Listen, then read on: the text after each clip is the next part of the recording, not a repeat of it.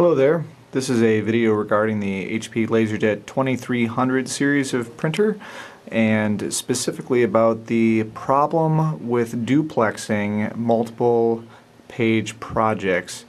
Specifically, this is a rather interesting issue because it involves the magnetic solenoids that are inside the printer and a issue with the adhesive that holds the noise-reducing bumpers in place here. Now, I'm not going to necessarily talk about how to get the printer to this state. There are plenty of guides available online for that, but this is just to talk about how to fix the issue with duplexing and jamming problems. So, what I want to point out here is that this printer is probably at least 5 or 6 years old. I don't know the exact date, and it was brought into us because it was jamming. Basically, these solenoids here help hold the gears in place. Sorry if that's a little bit blurry there. I'll try to back it out a little bit. Anyway, so these gears get held back and forth by these solenoids, which are little magnets down here. Now, originally, when HP sells these, there's a little tiny bumper that basically prevents that noise there. But over the years, that bumper gets worn down, and then all that's left stuck on the metal is just the adhesive that originally held the bumper in place. And you can already probably tell where I'm going with this.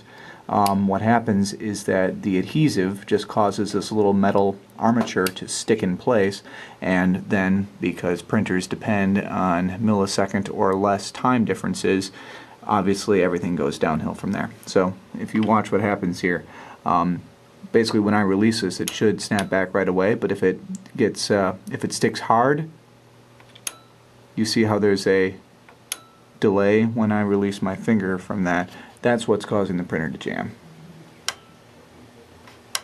The one that causes the duplex problems in particular, I think, is this one, which has the exact same problem as the other ones. So, we have to remove those solenoids. Once you have the solenoid removed, just one screw down there should do it. What you can do is remove the spring from the solenoid that holds the armature in place. And yeah, just to try to turn this into the light here, you can already see that there's all kinds of black gunk caked on the top and bottom there. That's the remainder of the bumper. So here's a bumper right there. And there might have been a little bit of one up there at the top as well. So here and here, we need to just get all of that stuff just rubbed completely off. You can replace it with something, maybe wrap some string or some sort of non-adhesive method, but really, for a printer this old, I'm just going to choose to leave it completely uncovered. It might make a little bit more noise, but at least we can be assured that this problem isn't going to happen in the future. So we go find some rubbing alcohol and a tissue and go to work on it. So as you can see here, we've removed all of the adhesive from the armature of the solenoid, and we've also taken it off the body of the solenoid. We can see how clean that is right there. No more of that black adhesive. Now, while I was doing this, I looked online, and it seems that, contrary to what I said previously, what we do want to do is actually take some kind of piece of plastic or some sort of magnetic resisting stuff and just stick it back on the place where the adhesive used to be. The reason for that is that a lot of times people just clean that off like I was planning on doing, and they don't replace it, and then there's a problem with residual magnetism from the solenoid. So it fires, it causes the metal to still be slightly magnetic, and then you have the same jamming and timing issues because, once again, all it takes is a microsecond of delay and then the printer will jam.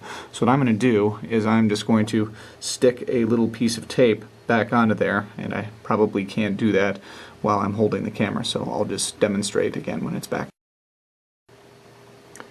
Now, as you can see, that's what it looks like with my little gray piece of electrical tape stuck on there. Now you can go ahead and put the spring and the screw back into the solenoid and hook it back in. Just be very careful when putting the spring back on there, because I would suggest doing it from this angle here, otherwise that spring is going to try to act like a rubber band and shoot off into far corners of your office, which has already happened to me twice now, so just be careful when hooking that back on.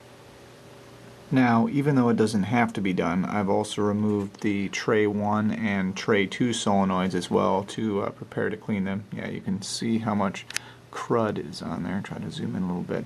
Yeah, that brown patch there, that's what is on all the solenoids, and that's what you need to remove because it gets really sticky with use. It doesn't feel as bad as the duplexer one was. But yep, that is the main cause of the sticking issue. So we'll get those cleaned off and hopefully things will work. Once you've taken care of the other two solenoids for tray 1 and tray 2, right before you put it back on, go on and give it a try. You should be able to press on the armature really hard and still not have it stick at all. So that should mean that, of course, the adhesive, thanks to the little electrical tape I put on there, it's not going to pose a problem, and we're not going to have any issues with residual magnetism either. By the way, if anybody knows where this part goes to, I think it fell off of the network card box at some point, so I don't think it's anything important, but if you know where it goes, please let me know. Thanks.